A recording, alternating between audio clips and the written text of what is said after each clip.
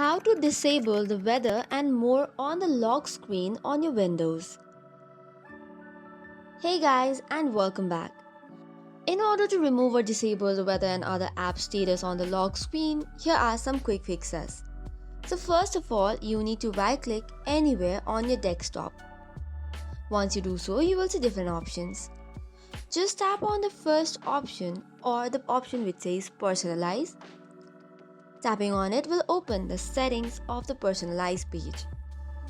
Next up, you have to navigate to the lock screen option. Tap on it, and under that you will see different options. Now in lock screen status, you have choose weather and more. Just click on the drop down menu and you have option of mail, calendar and weather and more. To remove or disable any of such apps, just click on the none option which is on the top. Selecting on it will now disable the lock screen status for the weather and other apps as well.